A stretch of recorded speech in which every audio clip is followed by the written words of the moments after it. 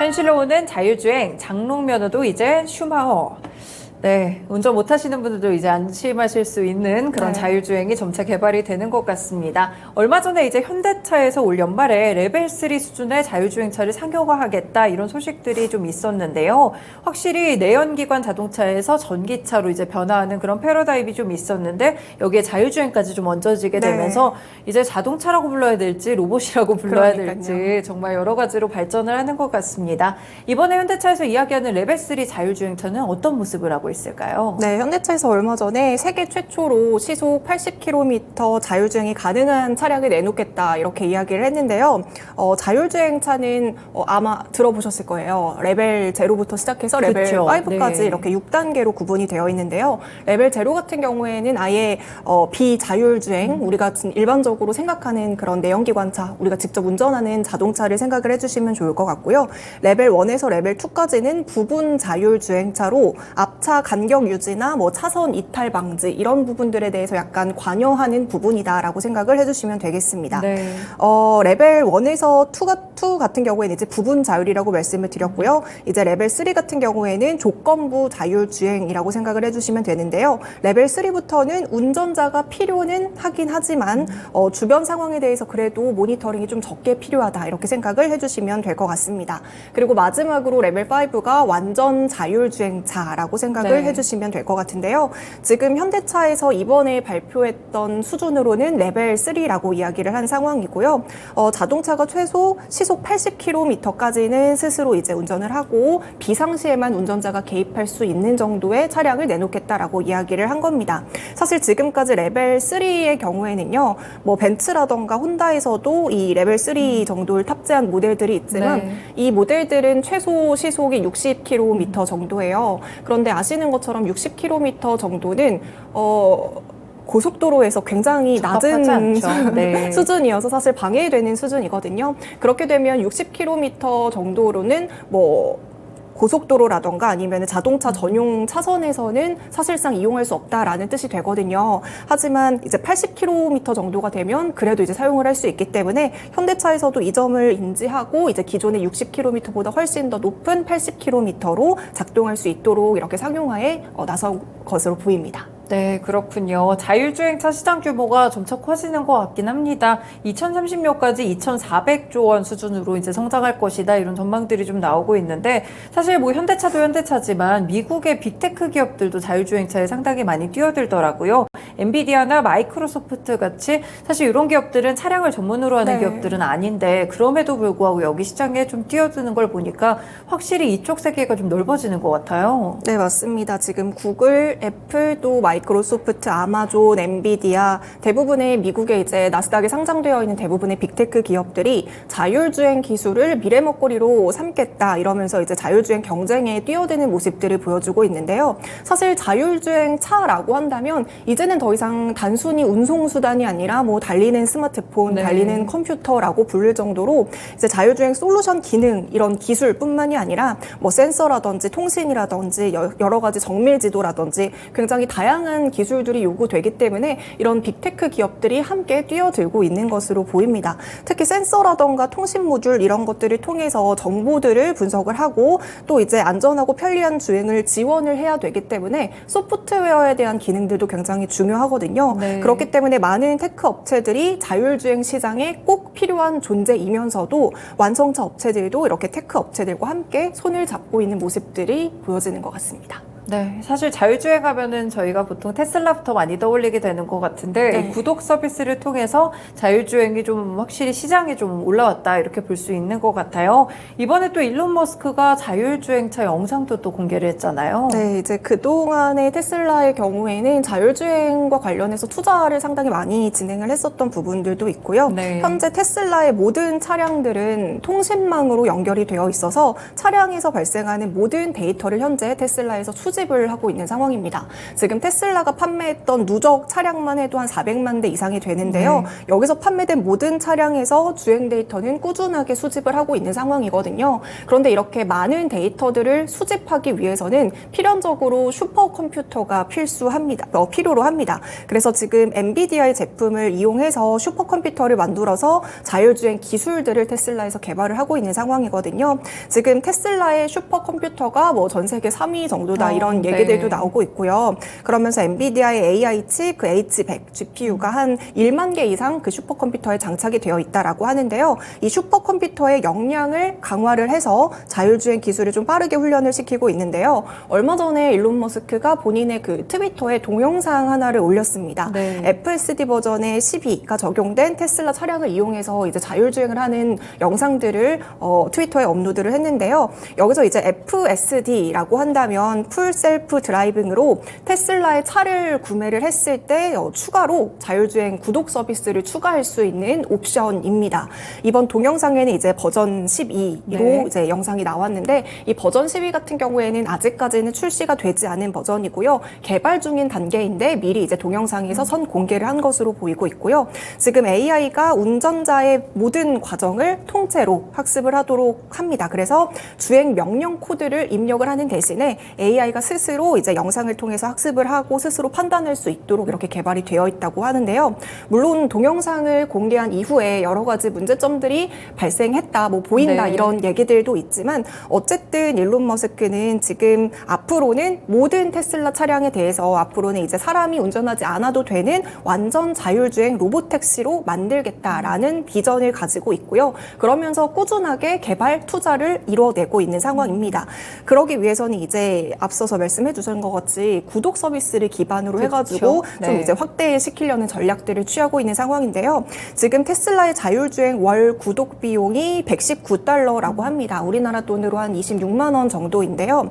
어찌됐건 한 번 우리가 구독 서비스를 신청을 하게 되면 계속 하게 되거든요. 그렇기 때문에 락인 효과가 발생하기 때문에 이렇게 구독 서비스가 또다시 지속 가능한 매출들을 창출할 수 있다라는 장점까지 있습니다. 네, 어떻게 보면 완성차 업계들이 뭐 여러 가지 만드는 데는 조금 한계를 갖고 있으니까 이런 서비스라든지 소프트웨어 측면에서 발전을 시키면서 더욱더 수익성을 좀 노린다 이런 생각도 해볼 수 있는 것 같습니다. 다른 빅테크 기업에서는 구글도 역시나 레벨 5 수준의 완전 자율주행차를 좀 목표로 하고 있다고 하네요. 네, 이제 구글의 경우에는 자율주행 프로젝트를 담당하는 자회사가 이렇게 딱 빠져나와서 웨이모라는 기업이 있죠. 이 웨이모에서 자율주행차가 개발이 되고 있는 상황인데요. 완전 자율주행 구현을 목표로 하고 있기 때문에 여러 가지 비싼 장비들, 비싼 기술 부품들을 활용을 하고 있습니다. 그중에서 이제 라이다라는 기술들도 활용을 하고 있는데요. 앞서 테슬라랑 웨이모랑 약간의 좀 차이점이 있는데요. 테슬라의 자율주행 시스템 같은 경우에는요. 카메라랑 AI 쪽에서 약간 의존을 하고 있는 상황입니다. 그래서 카메라가 인간의 눈을 대신해 카메라의 시각 정보를 토대로 AI가 판단을 하는 방식으로 자율주행이 이루어진다라고 한다면 웨이모 같은 경우에는 라이다라는 센서를 사용을 하고 있거든요. 라이다는 이제 쉽게 레이저라고 생각을 해주시면 될 것 같은데요. 레이저를 통해서 주변 환경을 360도로 인식하는 장치입니다. 뒤에서도 조금 더 자세하게 말씀을 드리겠지만요.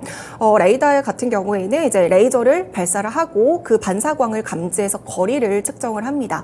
이 방식으로 라이다는 물체의 거리라던가 모양이라던가 크기라던가 속도 이런 것들을 정확하게 측정을 할 수가 있거든요.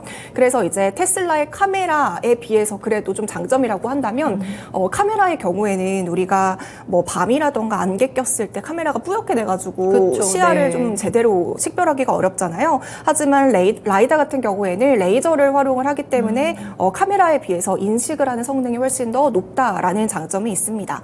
반면에 라이다는 그 기기 값이 굉장히 비싸거든요. 이 기기가 비싸기 때문에 결국에는 차량 가격이라던가 여러 가지 구독 서비스라고 한다면 그 서비스 가격이 올라갈 수도 있는 부분이고요. 이런 단점이 있습니다. 지금 웨이모는 자율주행 쪽에서 좀 활발하게 상황이 펼쳐지고 있는데요. 지금 자율주행 시범 운행을 시작을 한 상황이고요. GM이랑도 함께 제휴를 맺으면서 자율주행 시장에 빠르게 자리를 잡고 있는 모습들을 보여주고 있습니다. 테슬라 얘기를 조금 더 해보자면 테슬라 같은 경우에는 이제 우리가 앞서도 말했다시피 구독 서비스를 통해서 이제 생태계를 확장하고 있는 모습들을 보여주고 있지만 웨이모 같은 경우에는 결국에는 뭐 무인 택시라던가 무인 배달 이런 쪽 물류 서비스 여기까지 진출할 예정이기 때문에 테슬라와 웨이모의 자율주행이라는 그 맥락은 같지만 주 고객이라던가 타겟층이라던가 뭐 기술 구현 이런 부분에 대해서는 약간의 차이점이 있다는 것도 알아두시면 좋을 것 같습니다. 네, 자율주행을 개발한다고 해서 하나가 또 같은 그런 게 아니고 테슬라든 구글이든 각자의 좀 장점을 살려서 개발을 하는 것 같습니다. 결국에는 이제 계속 말씀을 주셨던 게 자율주행을 위해서는 소프트웨어도 중요하지만 하드웨어도 또 빠질 수가 없을 것 같거든요. 이 소프트웨어를 잘 작동시키려면 굉장히 우수한 하드웨어가 또 필요할 것 같은데 그럼 자율주행차 시대가 좀 펼쳐질 때 볼만한 부품들은 어떤 게 있을까요? 네, 이제 자율주행의 도래함에 따라서 여러 가지 핵심 전장 부품들이 있는데요. 크게 5가지로 볼 수가 있을 것 같아요. 첫 번째로는 이파워 트레인이라고 해서 이제 전기 자동차에 사용되는 동력 전달 장치를 의미합니다. 우리가 기존의 내연기관차를 이용을 했을 때는 뭐 파워 트레인이라는 장비를 사용을 했었지만요. 이제 이 파워 트레인은 전기 모터라던가 인버터, 배터리 이런 것들로 구성이 되어 있는 핵심 부품이라고 생각해 주시면 될 것 같고요. 두 번째로는 결국에는 이제 우리가 안전을 담당하기 위해서는 눈의 역할을 해줄 장비들이 필요하겠죠. 주변 환경을 인식할 수 있는 카메라라던가 뭐 레이더 이런 센서들이 필요할 것 같고요. 세 번째로는 전원을 잘 공급을 해 주어야 되기 때문에 MLCC와 같은 수동 부품들도 중요합니다. 그리고 네 번째로는 당연히 차량용 디스플레이도 필요하겠고요. 마지막으로는 차량용 반도체까지 이렇게 5개의 핵심 부품이 필요하다 이렇게 생각해 주시면 되겠습니다. 우리가 이제 기존의 내연기관차에 사용되고 있던 부품이 한 3만 개 정도라고 한다면 전기차라던가 스마트카에 필요한 부품들은 1만 개 정도가 줄어든다고 해요. 그래서 한 19,000개에서 한 2만 개 정도로 이제 줄어들게 되는데요. 이렇게 줄어든 부품이 방금 제가 설명했던 5개의 전장용 핵심 부품들로 채워질 것으로 보여지고 있고요. 그렇기 때문에 이런 전장 부품들의 수요는 자율주행차 시대가 도래함에 따라서 더욱더 수요가 늘어날 것으로 보이고 있고요. 특히나 전장 부품들의 원가 비율은 25년까지 한 50%까지 성장을 할 것이다라고 전망이 되고 있습니다. 네, 그렇군요. 확실히 뭐 말씀 주셨던 핵심 부품들 5가지를 들어보니까 관련 기업들이 몇 가지가 생각이 나기도 하는데 이런 종목들도 연결을 해보시면 투자 전략을 찾으실 수 있을 것 같습니다. 일단 자율주행차에서 뭐 가장 중요한 게 사고가 안 나는 거겠죠. 이제 차를 믿고 안전하게 맡겨야 되는 상황이 오는 건데 이제 운전하시는 분들은 아시겠지만 이제 앞을 보면서 운전을 하잖아요. 그럼 시야에 어떤 장애물이 있고 어떤 돌발 상황이 펼쳐지는지 이런 것들을 잘 고려를 해야 될 것 같은데 그럼 이제 자동차가 자율주행차화 된다면 결국에 이런 눈 역할을 해주는 게 필요할 것 같아요. 그게 아마 센서가 될 것 같은데 이 카메라나 센서에는 좀 어떤 것들이 있을까요? 우리가 이제 소프트웨어가 자율주행차를 제어를 하잖아요. 하지만 결국에는 제어를 하기 위해서는 처음에는 도로의 환경을 인식을 하는 것부터가 시작이 될 수 있습니다. 그렇기 때문에 인식의 역할을 하는 것이 말씀해 주신 것처럼 카메라와 센서라고 볼 수 있는데요. 카메라는 조금 더 자세하게 말씀드리면 이제 카메라는 눈의 역할을 한다고 생각을 해주시면 될 것 같고요. 센서 같은 경우에는 감각의 역할을 담당을 하고 있습니다. 지금 자율주행차 한 대당 카메라 하나, 뭐 센서 하나 이렇게 들어가는 게 아니라 최대한 많은 시야를 확보를 해야 되기 때문에 이 오차를 줄이기 위해서 굉장히 많은 카메라와 센서들이 들어가거든요. 그리고 센서에서도 여러 가지 센서의 종류들이 있는데 각 센서마다의 장단점이 있습니다. 이 장단점들을 잘 결합해서 고사양화를 추진을 하고 있는 상황인데요. 지금 카메라의 경우에는 물체라던가 장애물이라던가 사람 이런 형태를 인지를 하고 또 차선이라던가 신호등이라던가 표지판 이런 정보들을 읽어내는 역할을 담당을 하고 있고요. 카메라의 장점은 우리가 이제 줌을 당기면 멀리까지 볼 수 있다. 이런 장점들이 있고요. 또 가격이 저렴하다는 장점도 있습니다. 지금 카메라를 탑재하고 있는 게 아까 전에 테슬라라고 말씀을 드렸잖아요. 테슬라가 센서 대신에 카메라를 선택했던 이유도 결국에는 비용을 절감할 수 있다라는 이유도 함께 포함이 되어 있는 것으로 보이고 있고요. 반면에 단점이라고 한다면 앞서도 말씀드렸다시피 카메라는 뭐 기후 환경에 조금 취약하다는 단점이 있습니다. 비가 온다거나 안개가 꼈을 때는 약간 뿌옇게 보이거나 인식을 잘 못할 수가 있고요. 자율주행 그럼에도 불구하고 이제 자율주행 레벨이 계속해서 업그레이드 되고 있잖아요. 그 과정에서 카메라의 사양은 그래도 꾸준하게 상승을 하고 있다고 합니다. 눈의 역할을 하는 게 또 카메라라고 말씀을 주셨고 감각의 역할을 하는 게 센서라고 말씀을 주셨는데 그러면 센서 쪽은 좀 어떨까요? 네, 센서는 이제 또 센서마다 종류가 또 나뉘어져 있는데요. 초음파 센서도 있고요. 뭐 라이더, 레이더, 네. 뭐 적외선 센서 굉장히 종류가 많은데 역시나 여러 가지 장단점들이 있습니다. 이 센서 같은 경우에는 결국에는 감각을 담당하는 부분이다 보니까 전자파라던가 뭐 고주파라던가 이런 전파를 이용해서 물체를 인지를 하거든요. 네. 고주파라던가 전자파를 이렇게 쏩니다. 그러면 그 전파가 다시 돌아오는데 걸리는 시간들이 있잖아요. 이런 시간들을 측정을 해서 주변 사물과의 거리라던가 속도를 좀 측정하는 형태라고 보시면 될 것 같고요. 또 센서 중에서 레이더의 경우에는요. 날씨 조건이라던가 이물질에 굉장히 강하다라는 장점이 있습니다.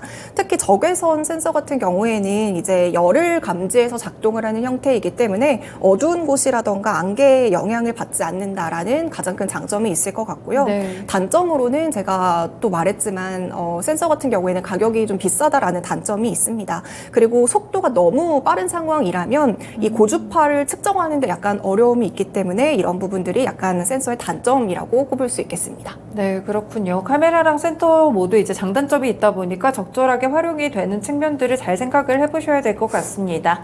그리고 이제 핵심 부품 중 하나 중에는 또 MLCC가 있네요. 네. MLCC 아무래도 이제 전기가 흐르는 제품에는 거의 다 필수적이다라고 봐도 될 것 같은데 최근에 또 전기차 시장에서도 MLCC의 중요성이 높아지고 있기도 하고요. 자율주행차 시대에서도 마찬가지겠죠? 네, 이제 전자장치는 아무래도 전기로 이루어지다 보니까 많은 전력을 소모를 합니다. 그리고 그렇기 때문에 전기라던가 전류라던가 이게 불규칙하게 들어오게 되면 결국에는 부품이 망가지거나 제대로 작동을 하지 않기 때문에 이 MLCC는 스마트폰, TV, 컴퓨터 굉장히 다양한 전자장치에 많이 활용이 되고 있는데요. 스마트폰이나 TV보다 전기차는 그리고 자율주행차는 훨씬 더 많은 전력들을 소모합니다. 그리고 네. 더 높은 성능과 안전성을 요구를 하고 있겠죠. 그렇기 때문에 MLCC가 스마트폰에 뭐 1000개가 들어가고 TV에 2000개가 탑재가 된다면 차량용에는 최소 3000개에서 뭐 15000개까지 네. 굉장히 많은 장비가 필요하다고 합니다. 더불어서 고용량이고 고사양이 필요하기 때문에 가격도 기존의 TV라던가 스마트폰보다는 훨씬 더 높게 측정이 되어 있고요. 앞서 말했던 우리가 이제 레이더라던가 라이더, 뭐 카메라 이런 센서들의 부품이 늘어날수록 MLCC에 대한 부품 확대는 필연적이기 때문에 전 세계 차량용 MLCC 시장 규모도 연평균 한 11%로 꾸준히 성장할 것으로 보여지고 있습니다. 네, 그렇군요. 사실 스마트폰 쪽에서는 좀 침체되고 약간 IT 네, 기기 쪽도 맞아요. 그렇다 보니까 MLCC 시장이 조금 쪼그라들지 않나 이런 우려들이 있었는데 확실히 전장용 MLCC 쪽으로 또 요즘 시장이 확대되는 그런 추세들이 나타나는 것 같습니다. 사실 업황이 안 좋았던 쪽 중에 또 디스플레이도 맞아요. 있잖아요. 이 디스플레이 쪽도 회복이 그렇게 좋지는 못한 상황인데 마찬가지로 전장용, 뭐 차량용 디스플레이에서 조금 기대를 해봐도 될까요? 2022년을 기준으로 차량용 대형 디스플레이 출하량이 7,008만 대로 집계가 됐습니다. 전년 대비 한 30%, 29% 정도의 성장률을 기록을 했는데요. 반면에 IT 쪽, 뭐 TV라던가 뭐 PC라던가 이쪽에 대한 출하량은 감소했는데 차량용 디스플레이 경우에는 성장세가 가파르게 올랐던 만큼 차량용 쪽은 좀 성장세가 있다 이런 것들 우리가 확인을 할 수가 있는데요. 차량용 디스플레이 시장은 2030년까지 연평균 10% 수준으로 높은 성장이 예고가 되고 있고요. 지금 LG 디스플레이가 차량용 OLED 산업을 좀 확장을 하면서 최근에 글로벌 완성차 업체 9곳에 대해서 OLED에 대한 고객사로 확보했다라는 발표를 하기도 했고요. 또 3년 이내로 자동차 디스플레이 시장에서 점유율 50% 이상을 차지하겠다라는 포부를 밝히기도 했습니다. 네. 그래서 이제 아무래도 이쪽이 신사업 먹거리라고 생각하니까 이쪽에 그렇죠? 대한 투자와 이런 포부를 밝히는 것이라고 보여지고 있고요. 아무래도 자율주행차 같은 경우에는 디스플레이 화면이 넓어야 카메라, 센서 이런 인지를 하면서 우리가 환경에 대해서 파악을 할 수 있기 때문에 굉장히 넓은 그리고 고사양의 디스플레이가 필요하고요. 또 높은 단계 자율주행이 기술이 적용이 되거나 아니면 앞으로 이 자율주행 차에 대해서 AR이라던가 VR 이런 기술까지 접목이 된다면 운전자는 이 디스플레이 화면을 통해서 조금 더 생생하게 이런 환경들을 우리가 직관적으로 파악을 해야 되기 때문에 디스플레이의 네. 중요성이 조금 더 커지고 있는 상황이고요. 더불어서 지금 자율주행차 상용화되지 않은 자율주행차뿐만이 아니라 최근에는 이 차량용 디스플레이도 우리가 쉽게 볼 수가 있는 게 최근에는 뭐 계기판도 디스플레이로 많이 바뀌는 차량들도 맞아요. 많이 네. 나오고 있다고 하고요. 또 심지어 뭐 음악, 영상, 게임, 쇼핑, 결제 이런 것까지 모두 담은 인포테인먼트 시스템도 서서히 안착이 되고 있는 상황입니다. 그리고 뭐 요즘에 택시 같은 거 타거나 뭐 차량들 타다 보면은 뒷좌석에도 다 이제 광고 나오고 맞아요. 다 그렇더라고요. 패널들이 네. 뭐 포함이 되어 있기 때문에 이런 차들도 굉장히 많이 늘어나고 있다라는 것도 우리가 실제로도 체감을 하고 있는 것 같습니다. 그래서 앞으로 이렇게 조금 더 개발이 되는 과정에서 차량용 디스플레이는 훨씬 더 많이 필요해질 것으로 보이고요. 기존의 모바일이라던가 TV라던가 이런 디스플레이 시장보다 훨씬 더 높은 성장세가 기대가 되고 있습니다. 저 같은 경우에는 이제 운전면허를 한 10년 전에 땄는데 네. 약간 장롱면허인 그렇군요. 느낌이 네. 있거든요. 그래서 이 자율주행차가 개발이 되면 아주 저에게는 너무 희소식인 것 같고요. 네. 특히나 이제 뭐 라이다 센서 이런 것들이 중요하다고 하지만 이게 인지를 해도 제가 갑자기 무서워지면 어떻게 대응을 해야 되는지 잘 모르겠더라고요. 그쵸. 그런 상황에서 이런 소프트웨어가 잘 제어를 해주니까 저처럼 이제 반사 속도가 느린 사람에게도 굉장히 자율주행차가 도움이 될 것 같습니다. 네, 아까 뭐 채팅창에서도 조금 언급이 있었던 것 같은데 네. 저의 경우에는 오히려 저는 이제 운전을 한 지가 한 6년 정도 됐거든요. 6, 7년 정도 됐는데 네.